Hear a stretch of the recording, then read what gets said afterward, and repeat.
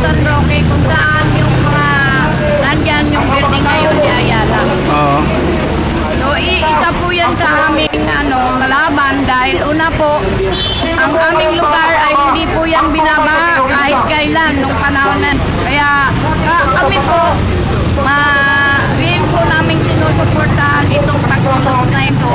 Dahil kami rin po ay biktima ng kung hindi rin po ay pagdidimuli sa aming komunidad.